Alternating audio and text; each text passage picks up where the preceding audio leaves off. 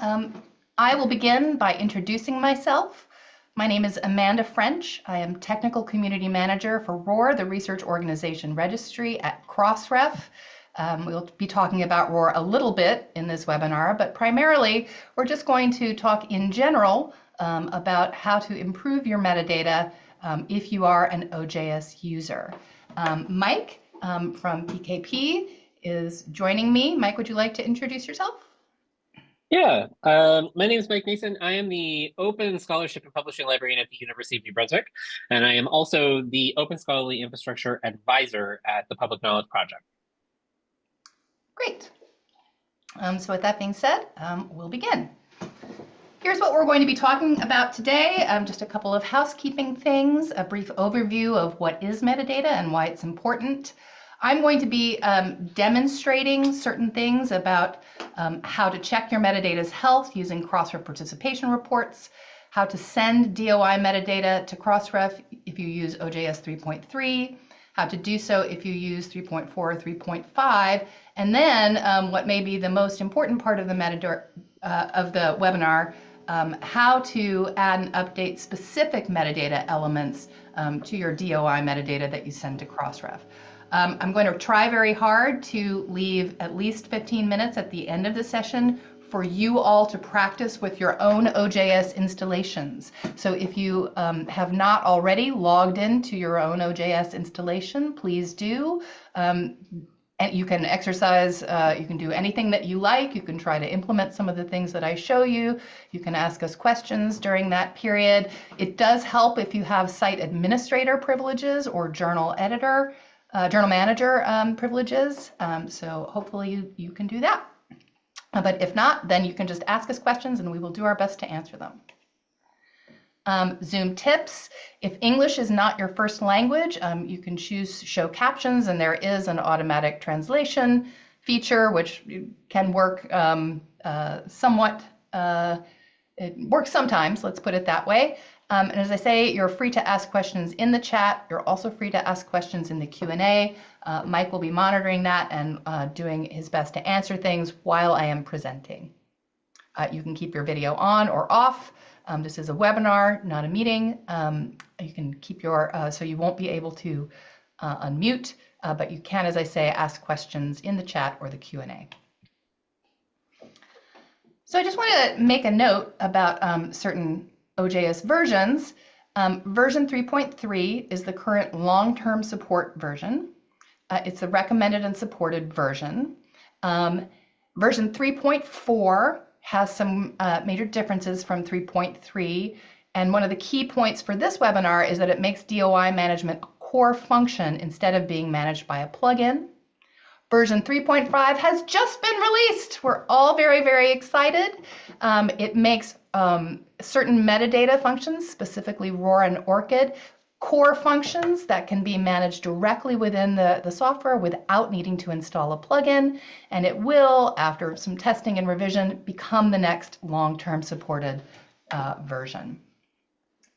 Note that versions of OJS before 3.12 cannot deposit metadata to Crossref. So I'm going to launch a quick poll to see these two questions. So please just take a couple of seconds and say 10-15 seconds to answer these questions.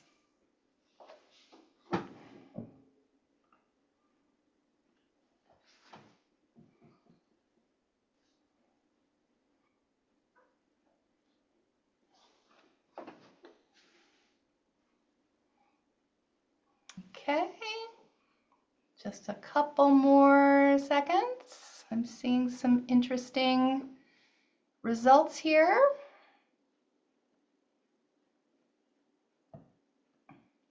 So as you can probably see, hopefully you can see, more than half of you are using OJS 3.3, which is good. That is the recommended stable version.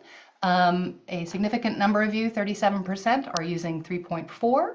A few of you are using other versions, which means that the content of this webinar may or may not be useful for you. Perhaps it will encourage you to upgrade to 3.3 or 3.4, and just a couple of you are not sure.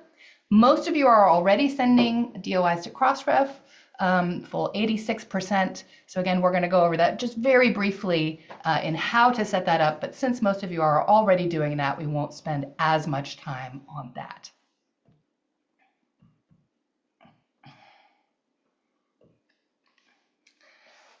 So first of all, a really key concept for this webinar is the concept of a plugin. OJS, Open Journal Systems, is a wonderful system, very robust. It has been around for a long time. It's very widely used. And a plugin is essentially an optional software component that adds functionality to OJS or to other platforms such as WordPress.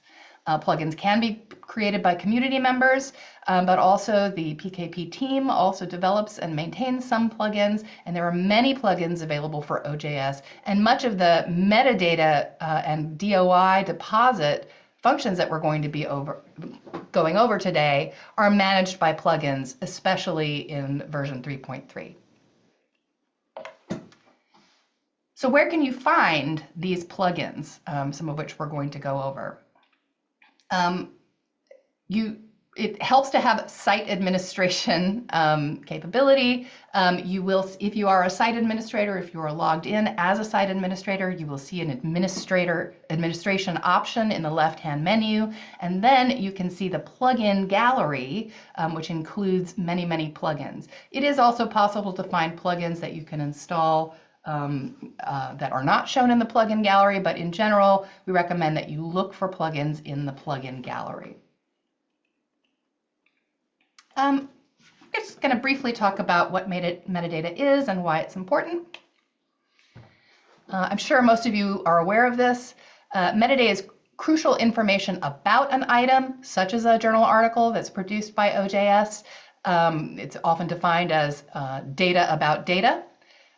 Bibliographic metadata is something that we're all very familiar with from doing citations. So an article in a reference list may have the title, the date, the author names or contributor names, and then in discovery databases, you'll even see the abstract, the DOI or URL where you can access that information. That's pretty key, crucial information. But there's lots more information that you can add to an article that is sometimes invisible, but still really crucial descriptive information about that article. ORCID IDs and ROR IDs, relationships of a particular article to other versions of that article, translations, the provenance, if you have something like a data set, which organization hosts that data set can be something interesting. Funding information is increasingly important. If an article has been the result of a funding award that has resulted in this research, it's really important for the funder to be acknowledged. Plenty of other more obscure types of metadata, some of which is unique to Crossref. So for instance, Crossmark is a service that Crossref provides in which for a particular article, you can retrieve information about whether there are any updates to this article, whether this article has been retracted or corrected. And as we'll see, metadata in Crossref might also include a URL for the license for that article. Or for a text mining agreement, meaning specifically, are people allowed to use this article in large-scale programmatic analyses of articles. And then similarity check is essentially a service that Crossref provides to say, how similar is this article to other articles? All of that can be included in a metadata record. So Crossref members provide open metadata to the world, and this is really, really important. It's the key thing that Crossref does. If you are a Crossref member, and if you are sending DOIs to Crossref, then you are a Crossref member, or you are associated with a Crossref member. You register unique DOIs for each item you publish, and provide rich metadata about each DOI, and make a commitment to keep that metadata up to date. And you make sure that that DOI resolves to a landing page for that item that may or may not include the full text of the article, but does certainly include information about that article. And this is really what makes the scholarly ecosystem work, is that there's information about this scholarship, it's stable, it's open, anyone can access it. It's an essential service to the global scholarly record. Here are some facts about Crossref. We currently have 22,000 Crossref members from 160 countries, many based in Asia. Right now, 40% of our members are based at universities, so they have publishing programs at their university. Many university publishers use OJS. Many of Crossref members at universities are individual journals led by researchers in that field. We have 163 million open metadata records, and really that last statistic, where we have Crossref provides a REST API, an application programming interface that other systems use. We really have no way of telling how many users or where that information is being used, but we can tell you that we get 2 billion calls to that API every month by thousands and thousands probably of systems that use that Crossref metadata.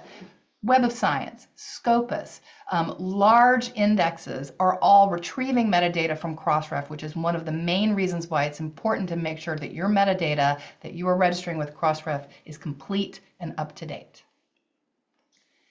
So here's a little bit about a DOI. What is a DOI? A digital object identifier. Here are the parts of a DOI. The first part is the domain, the DOI domain, which means that it's a link that you can point to.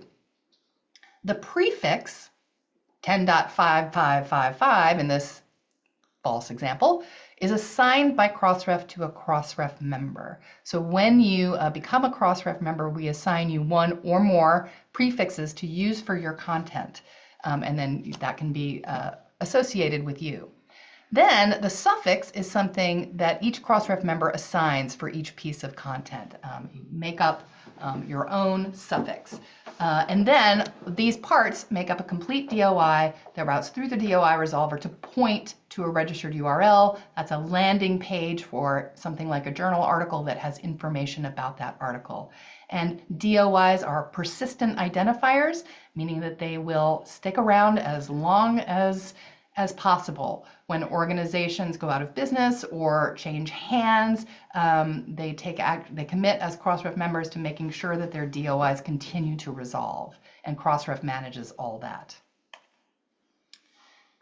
Here's our vision of what we want research to look like. We want a rich, reusable, open network of relationships between, this is represented by metadata, so that research organizations and people and things and actions are all connected to these research outputs, things like journal articles.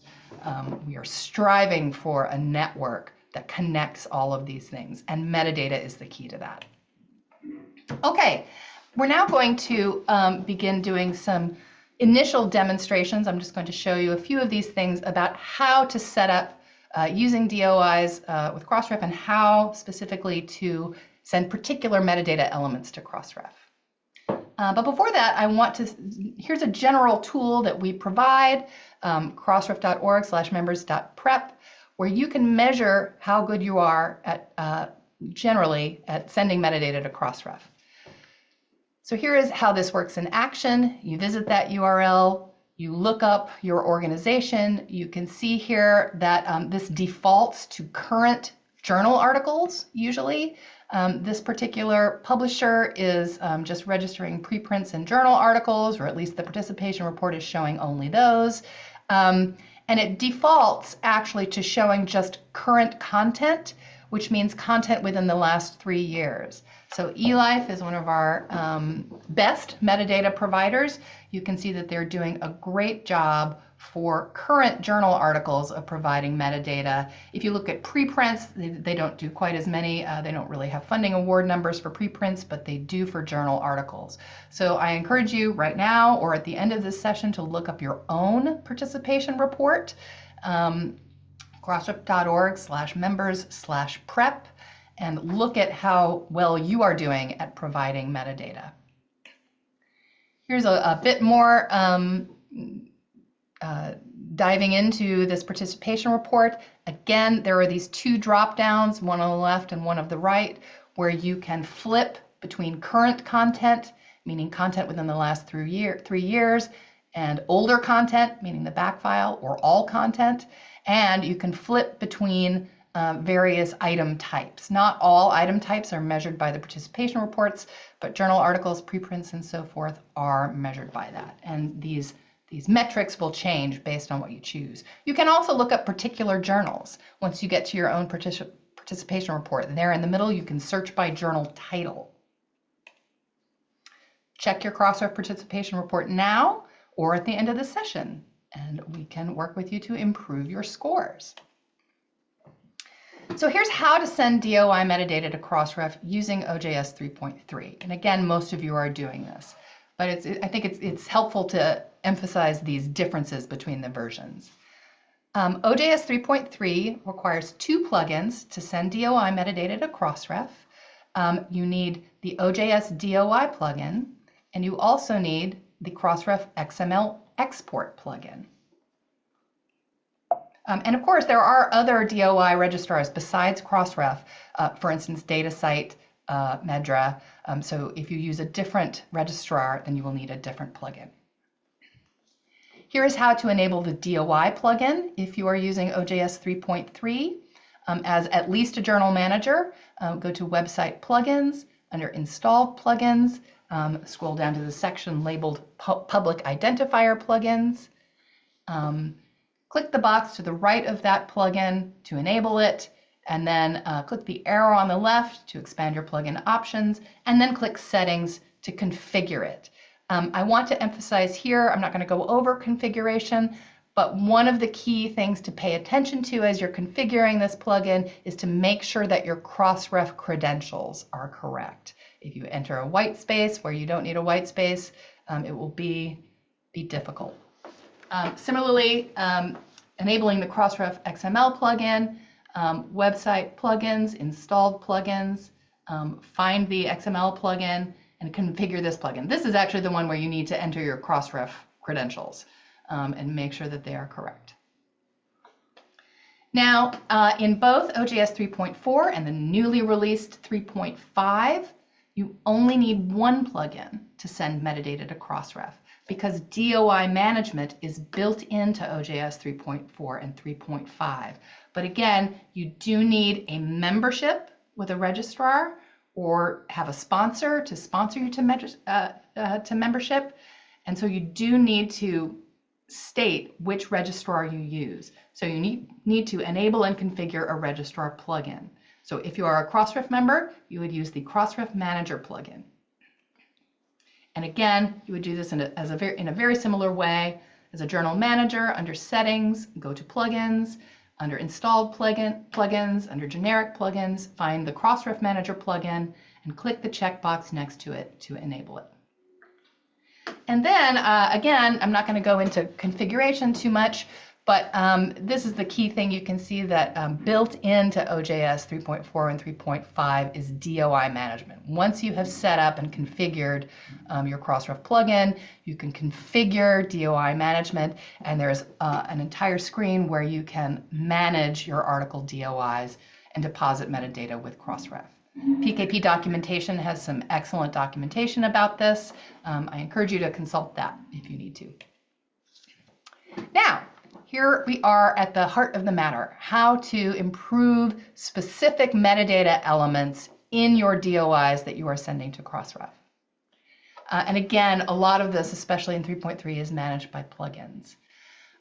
We do want to, the following slides are really going to show you how to add metadata to future articles. Like Start Now, everything that you publish in the future will have great metadata. But you may, of course, want to update existing articles. And at least in earlier versions, what you do need to do is set up all of this, find an existing article, unpublish it, add the missing metadata, and then republish it. And so once you do that, if you are going to Actually, I think this is probably true for new articles, new metadata, as well as older articles. It can take up to 24 hours for the changes to show in your participation report. So it won't be immediate. If you add these, it won't be instantly showing in your participation report. References. So of course, you have a journal article, and that journal article usually has a reference list, a bibliography, and this works essentially the same in all versions of OJS. And that, as you can see in the lower right, is a metric that we measure in your Crossref participation report. So this is in workflow, submission, metadata, and references, and it's just a little box that you can tick, and you have certain options for that. And then once you have ticked that box to enable reference lists for journal articles, then in the publication workflow, you can enter each reference online to produce a reference list. And if these references include DOIs, that's really the ideal. That's really what you want.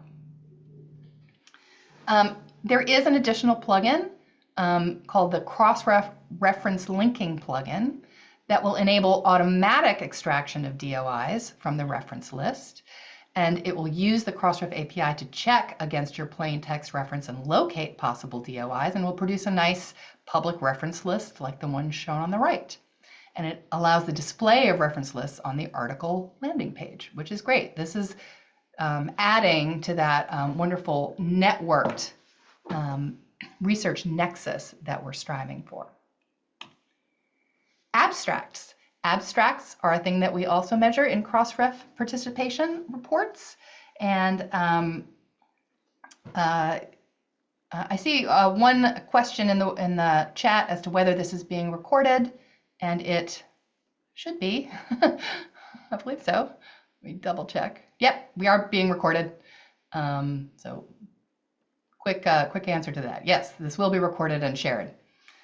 Yes, so going on to abstracts. Abstracts are an existing field in OJS. Really, this is added during the workflow, and for once, there is no plugin needed. You simply want to type in an abstract. Abstracts are really, really crucial in helping researchers understand whether they should read the full article. So we very much encourage you to add an abstract for every article that you publish in OJS. Author metadata.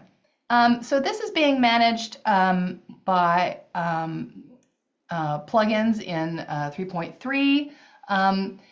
You can see in the bottom right here, we measure 3 things about author metadata in Crossref participation reports: ORCID IDs, affiliations, and ROR IDs.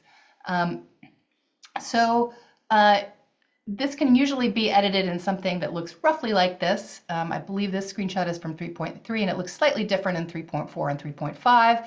But essentially, there's a list of contributors, which could be authors, could be translators, could be anything like that. So you can edit each particular contributor at some point. And then what you can do is you can add their ORCID ID. And that's a really important thing for being able to tell authors apart from one another.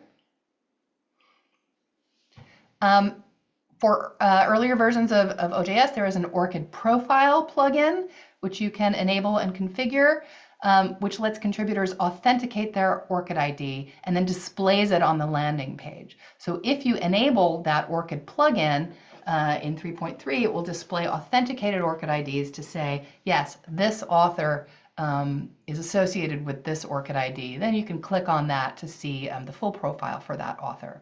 And it enables members as well. Authors love this. In their ORCID profile, it will automatically send that article to their ORCID profile. So really nice, useful plugin for 3.3 in particular. Another kind of author information is author affiliation, meaning usually what organization employs this researcher. So what university are they affiliated with? Sometimes research institute, laboratory, even a company. This is a slightly different place in OJS 3.4, but it is an existing field in all of these OJS 3 versions. Just functions slightly differently. And that is a thing that we measure in Crossref participation reports because it's very important for institutional research tracking. Institutions want to know what their researchers are producing, and that can be surprisingly difficult for them to find out.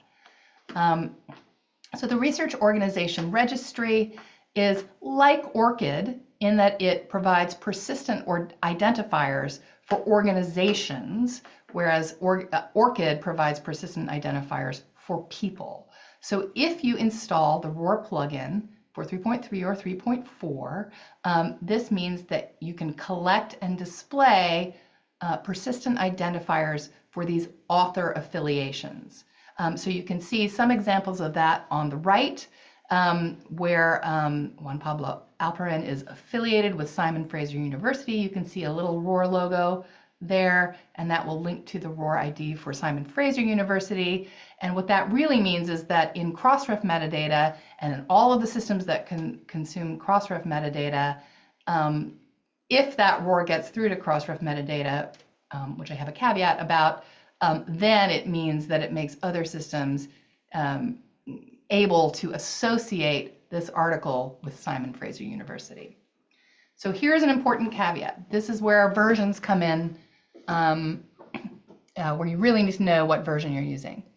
In OJS 3.3 and 3.4, ROR IDs are not being included in XML output, which means they can't appear in metadata and will not appear in Crossref participation reports. However, in the brand new OJS 3.5, affiliations and ROR IDs are included in OJS XML and will appear in DOI metadata.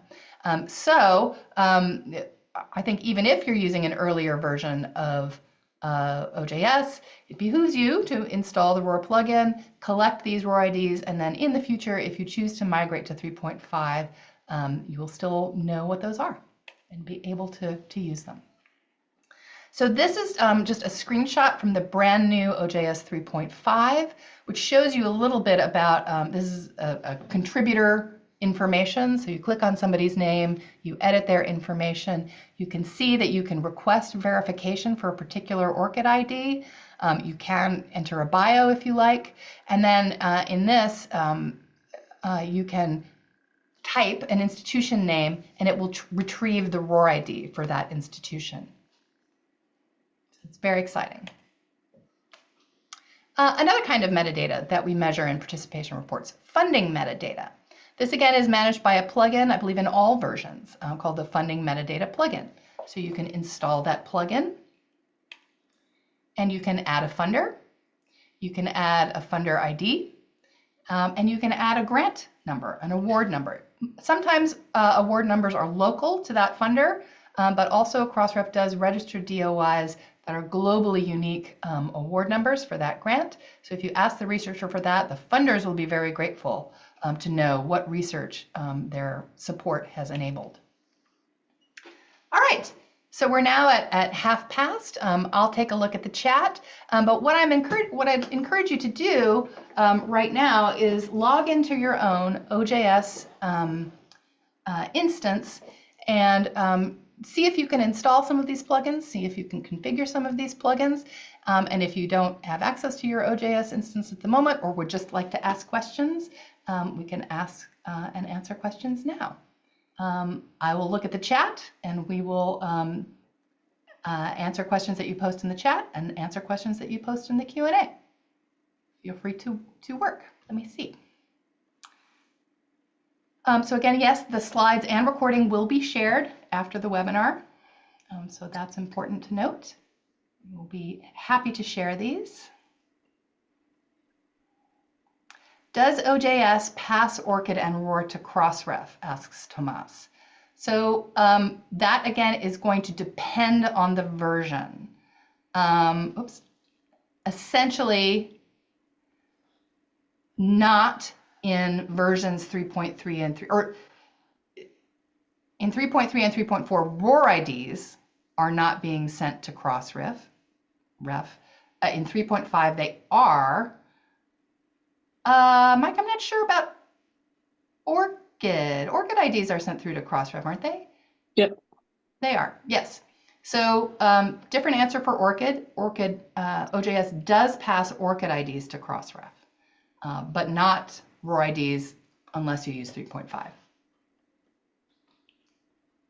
Any other questions? Let me see here, Q&A. So we have a question. Oh, and we've already had 10 answered questions. A new question. Thank you, Mike. My journal is using Crossref by being under a sponsor, and so the sponsors hold the username and password, and we are not allowed to use it in OJS? Yeah, that doesn't sound right. Sponsored. Sponsored PKP manages the sponsorship, and with the sponsorship, the journal receives all of the credentials for logging in, and the sponsor only pays the fee. So you should have access as a sponsored member to any of those things. And if you don't, maybe it's unique to the sponsor you're under. But yeah, that shouldn't be the case. You should have access to your credentials so that you can add things to OJS. In the meantime, you could use the web deposit form if you needed to in the short term. Yeah, and I guess I would say too, you might contact Crossref to ask for those credentials. Crossref membership might provide you with those credentials. So the URL for that is crossref.org/contact, I believe that's right. But yes, your sponsor should give you those credentials. It might be,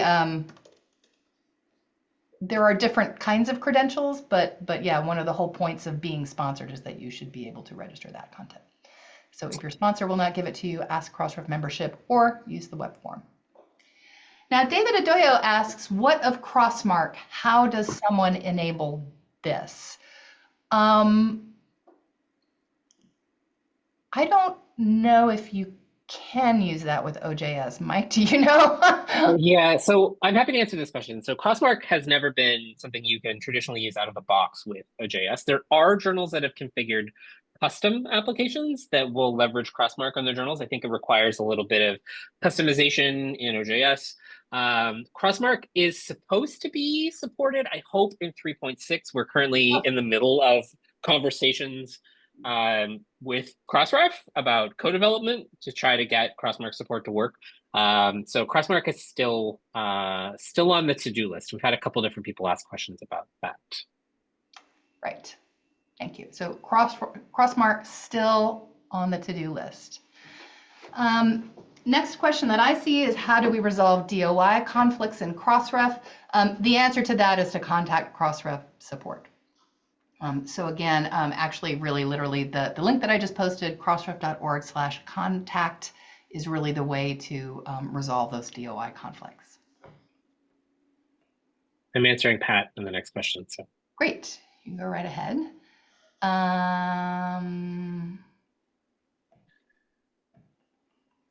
So I'm hearing from Mahmoud Khalifa.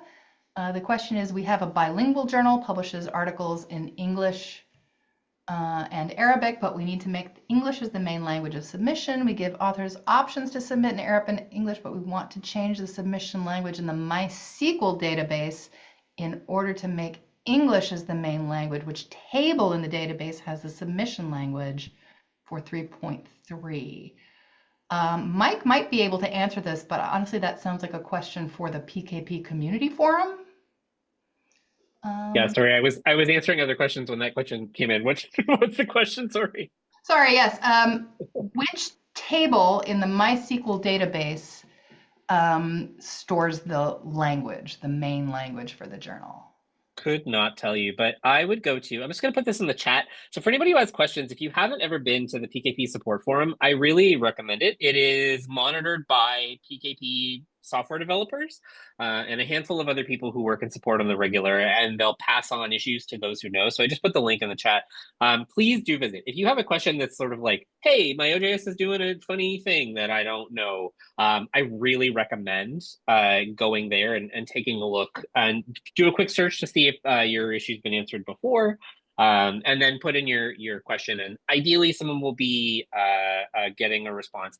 Mahmoud, just try again. Sorry, we get a lot of inquiries in a day, and there is one person who manages initial triage for all of PKP support on the support forum, but there are other people, and we have lots of channels where we discuss issues. So we do our best to stay on top of it. So I just try again if it's been a while and you haven't heard back. Double check and make sure that you've provided. Be as detailed as you can be to provide screenshots and say exactly what you're doing. Let them know what version you're running. I will say, and I answered this question earlier, if you have a problem and you're running anything before OJS 3.3, the first thing they're going to tell you to do is to update. So do consider updating. A lot of the issues that people run into, especially with something behaving kind of funny or being buggy, is that those have probably long since been patched out. They've been fixed in future versions. And so they'll just tell you to update because those issues will no longer be common issues. Right. And just to let you know, we have plenty of time for questions, so we will get to all of you. We've got them coming in thick and fast, which is great. That's why I tried to leave a lot of time for questions, but we're going to do the questions in the Q&A first before we get to the chat. So I want to read these out loud first, and we'll try to answer them. So the next question in the Q&A is, I add affiliations based on ROR, however, on the participation report, it reports 0%. That, again, is not because of a wrong configuration. It is because that in 3.3 and 3.4, those ROR IDs cannot be sent from OJS to Crossref. So that's really the answer. This is this slide. In OJS 3.3 and 3.4, if you have that ROR plugin, those ROR IDs will only be within your own OJS instance. They can't be yet sent to Crossref. I think there is some development work trying to make that happen for 3.3 and 3.4, but yeah, it's just, so yeah, those are not going to show up on your participation report because we cannot send those yet to Crossref. So the answers are basically to bump that on the forum and request that functionality and or upgrade to 3.5. So that's it's unfortunate, but that's the way it is. The final question in the Q&A right now, how can I make a registration in 3.4? OJS must be answered like adding reviewers, red star. Not sure I understand that. Mike, do you? I also do not totally understand that. Yeah, Estabrak, can you maybe rephrase your question? We'll try to answer that. Reviewers of content is kind of a separate issue in OJS. But yes, Estabrak, if you could rephrase your question, we'll do our best to answer it. Patricia asks, am I correct in assuming that we can manually update DOIs that were initially generated through OJS? Mike is answering by typing, and I think the answer is essentially yes, but you have to republish them. Next question in the Q&A. If I deposit one article via the XML export plugin, how many days do I have to wait to see it on Crossref? It's a very good question. I think the typical answer is about a day. And again, might even be a bit longer before you see that on the participation report. It could be sooner, but roughly 1 day.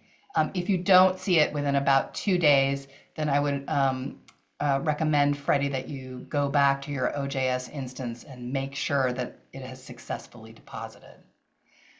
I will answer the question from Catherine. We haven't yet enabled the ROR plugin for our journal, but we'd like to. At our journal, the affiliations include the department name, institution name, city, and country.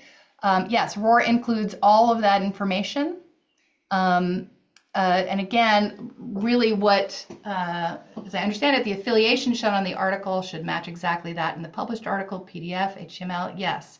I don't know whether the ROR plugin shows all of that information, but yes, the ROR record includes not only multiple organization name variants, but and it doesn't include department names. That's separate, but it does include multiple versions of an institution name and the city and the country. It also includes state, if you're in the United States, or in Canada, and it also includes mappings to other identifiers. So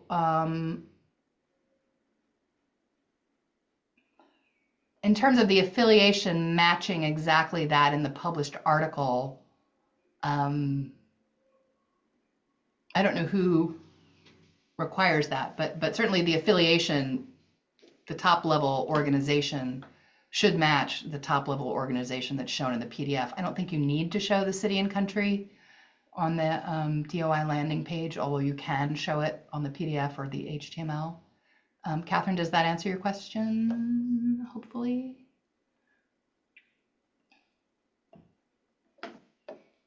But yeah, I encourage you, here, I'll put this link in the chat as well. If you'd like to see what raw records include, you can go to the ROAR search and look up an organization, and then you can see all of the information that is included. I think typically in OJS displays that ROAR logo, which will link to that ROAR ID, and then all of that information is retrievable if the ROAR ID is in the metadata. Great. Claire Benko says that my participation report is showing that 50% of our journal articles include the abstract, but you don't think you've published abstracts with any of our published articles. What might be happening is that they do actually include abstracts, huh? I think they, the only, Claire, can you actually in the response in the Q&A, can you also add a link to your journal? Because I think you probably are adding abstracts. I don't think they would show up in the prep reports if they weren't in your OJS instance. So yeah.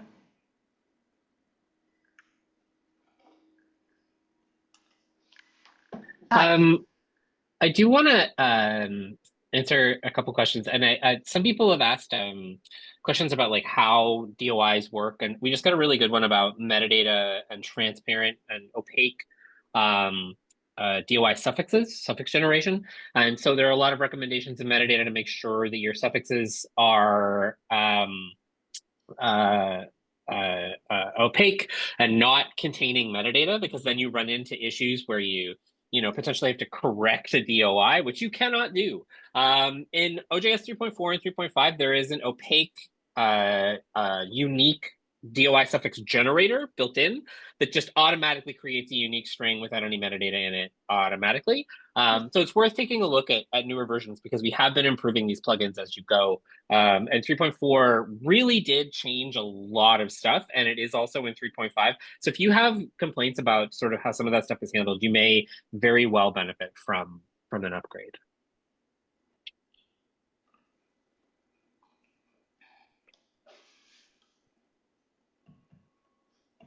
Oh, I got a couple questions here too about the references. So the way the reference linking plugin works in Crossref is the Crossref plugin is you submit your reference metadata. It's just like a flat text. You paste it into the metadata field. And then the way the plugin works is it takes those individual references and it hits this thing that Crossref hosts call the simple text query. And it just does soft pattern matching against all of the titles. And if something has a DOI, it will include the DOI. And if it can't make a match, it doesn't. That doesn't necessarily mean that it doesn't have a DOI. It means it didn't get a match. You can go back and edit your metadata and include the DOI for the ones that didn't, and it can link it. But you're not going to have 100% of a hit rate. It's just like weird to say that this metadata is more of an art than a science. There's some matching happening here, and it's not 100% accurate because you can't really format that field. It's just plain text. It can't really do a ton. So just a heads up that that's happening here. And then somebody asked a question here in the references of a plugin returns a DOI that doesn't match. How do I omit this DOI from a record? And this is a great question. And I actually don't have an answer to this, but I would recommend taking this to the forum. I think it would be a good question. My guess is maybe there's a problem in the reference, or the way the Crossref reference linker is pulling those things in and comparing them. Maybe if there was a change to the format or something. This is the other problem, is that every journal formats the references in a different way. And so when you query Crossref with a formatted reference, it also has to unpack how you've written that reference. And because there are so many different types of references, probably that is much harder than it might actually seem. So I take a look. That's probably where I would start. This is a good question though, and I might even make a note of it to take to our developers about how to pull those if they don't match. So I'm still working on Claire's question, which is that their participation report is showing that half of their journal articles, 152 journal articles, include the abstract, but they don't think they've included abstracts. I've browsed, looked at some sample articles on your journal, Field Mycology, and honestly, I don't see any with abstracts. So the only thing I can think of is that somehow those abstracts are included in the metadata but are not displaying on your pages. I have to be honest, Claire, I really don't know what's going on there. So that might require a bit more. I suppose it's possible that there's some kind of error in the participation reports display. I think it's probably more likely that somehow those do have abstracts. Claire, yeah, sorry, I'm not sure. Not sure we can help you with that. If you write me at amanda@roar.org afterward, we can try to get it solved. I'm curious now. I want to delve through the guts of your OJS instance and the participation report. So yes.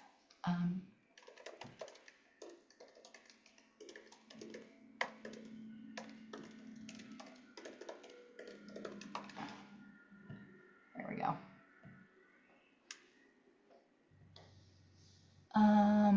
David Adoyo asks, we include affiliations in the metadata collect, but the participation reports that we do not register the affiliations. What could be the issue? I think it's exactly the same. I mentioned this slide that I'm showing right now says that ROR IDs are not being included in OJS XML, but that's essentially a bug as well, that affiliations are also not being sent through to Crossref XML in 3.3 and 3.4. I think it's a little more complicated than that, and that one might have been fixed. Mike, do you remember? Yeah, I'm not sure. I know that we've had this request quite a bit for affiliation metadata to be sent, and I'll need to double check. I can make sure that at least we've got it addressed in 3.5 with a patch.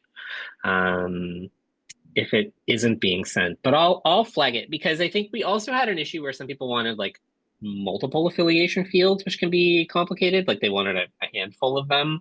And then I don't know if it's a repeatable field in the Crossref schema. I'll have to check to make sure that not only can we record it, but it actually goes where it's supposed to go in the Crossref schema. These are kind of two parts of the problem, is like, does OJS record it? And then where would it go in the Crossref schema if it could?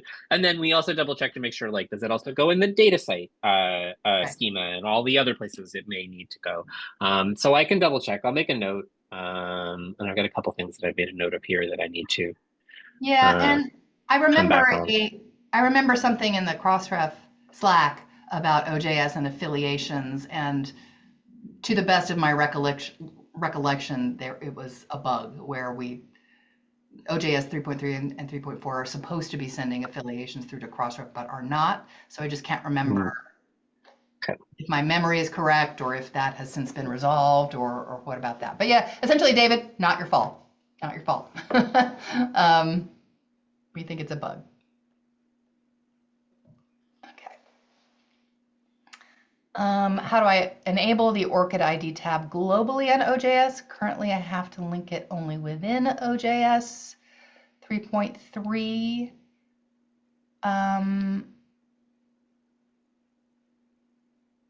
Do you mean in multiple journals, Labaka? Or do you mean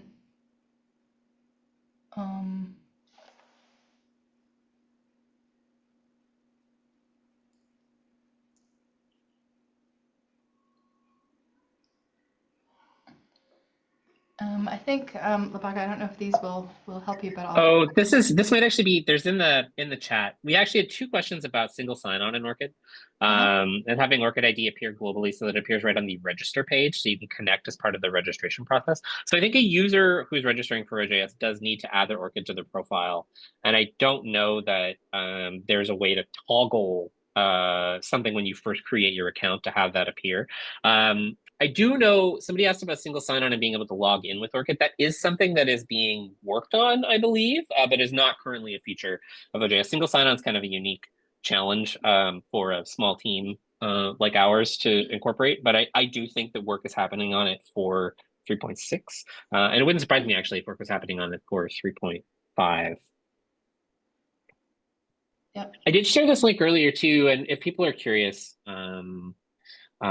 somebody had asked about like knowing what features are coming, and so often people have questions about like, can I make when will OJS do X or Y? And one thing you can do is you can visit our GitHub, and on it, and I'll put this in the chat, there's a list here to milestones. And these milestones are all the open issues we have in GitHub for problems that we know about on the development team, and which things are being done for which versions of the software. So you can see down under 3.6, we've got 20 out of 109 issues closed. And if you click on 3.6, you can open it up and take a look at all of the issues that people have put in for things that need to be fixed. You can't add an issue to ours, I don't think, unless you're part of the community, but you can make requests on the forum. But this is all of the stuff that we're working on at any given time. So you can sort of see what's coming up in the development workflow.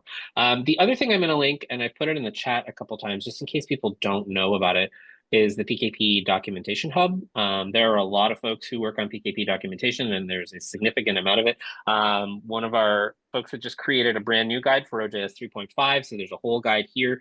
And I saw somebody ask the question earlier about like what to know about upgrading, and underneath the administrator's guide there's some upgrade information.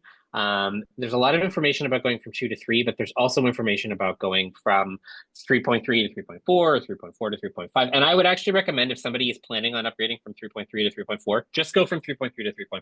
You can skip 3.4, it's not a big deal, and you'll get all the latest features and stay on the most recent LTS. There's no reason to go to 3.4. Instead, I would just do the leap. Yep. And I understand that that's relatively easy to go from 3.3 to 3.5. It's my understanding. It's supposed to be easy. Is my hope. Yes. I don't do that kind of thing, but my understanding is. I plan to try. I have not yet tried. And for those of you, I mean, we've had a number of questions about ROR IDs and affiliations not showing up in participation reports and not showing up in Crossref metadata, and that is going to be one of the easiest ways to do that, is to upgrade directly to 3.5 so that you don't need plugins, and so that information does get through to Crossref. And it's yeah, go ahead. Oh, I was just gonna say, we've had a number of questions too. There's one in the chat about updating metadata for the participation reports and making sure that your metadata is accurate. And so what I'd recommend, and just if you haven't done this in a while, if you're changing, especially in 3.3 and older, if you're changing your metadata, but you're not redepositing with Crossref, the plugin, the plugin in OJS will automatically register your initial metadata with Crossref. It does not automatically register changes. So if you've been making changes to your metadata, you do have to hop into the plugin and just click the like deposit for anything, and it'll do a redeposit of the metadata that exists. But if you've made changes and you notice they're not happening, you can just go to the plugin and redeposit the DOIs. In 3.3, I wouldn't deposit more than like 20 at a time. It tends to time out if you send too many at once. And then in version 3.4, there's a new feature that will tell you specifically if there's something that has changed that needs to be resent. And so you can see a list of, they call them stale DOIs, or DOIs that require attention, and then you can re-ingest those to the Crossref API. Yeah, so Seda, I think that should answer your question and about reloading the XML output after updating the data on OJS. That's essentially correct. That's what you need to do. Regenerate that XML and redeposit it to Crossref.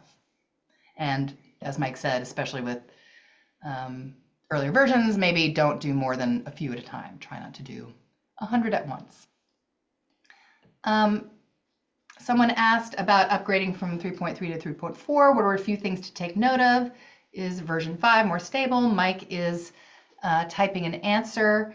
Yeah, I can just say it out loud actually. So 3.5, so 3.3 is what's referred to as an LTS version, a long-term support version, which means that throughout the life cycle of this platform for the 4 or 5 years it's been available, it receives updates that are related to security, it receives updates that are related to small patches and bug fixes. It doesn't really receive new features. Long-term support versions are meant to be more stable over time.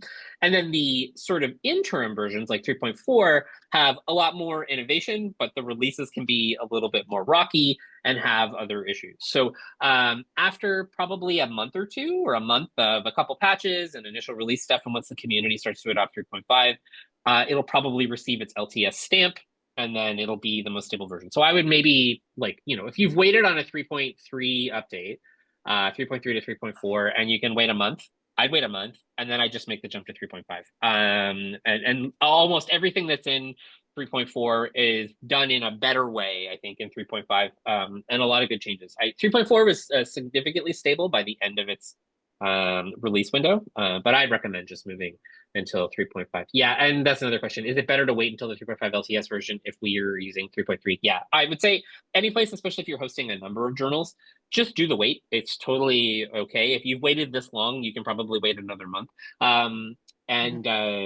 Yeah, I'd say within a month or two, the LTS label will be applied to 3.5 and you'll be good to go. Or you can install 3.5 now and just stay on top of patches and updates, and it'll get to that space sooner than later. Yeah, and I'm looking for somewhere, it should be easier to find, in terms of, there are always like key, in the OJS documentation, there are always nice summaries of what's new in such and such a version. So I'll just put the general link to the documents here. I would agree that unless you really like testing and giving feedback to OJS developers, which I'm sure they would welcome, if you just want sort of a nice stable version of that does all these things, you might wait a month, upgrade to 3.5. But in the PKP docs, there should be summaries of what's new in 3.5, what's new in 3.4, so that you can see what's going on. All right, I will reiterate that yes, we will send the recording and slides out to those of you who have registered. I strongly recommend referring to these links. Crossref has documentation about depositing information. Crossref has a community forum where you can ask questions. You can contact the Crossref team directly. We have a large and very responsive support team. So if you do need, to ask a question about DOI resolution or about your credentials, I would contact the Crossref team. We do have upcoming community calls. You can follow us on social media. And then the PKP documentation and the PKP forum are also really excellent resources for all of your questions. Thank you very much. Thank you to Mike for answering all of these questions, and we will send out the slides and recording. Have a great day, everyone. Thank you so much.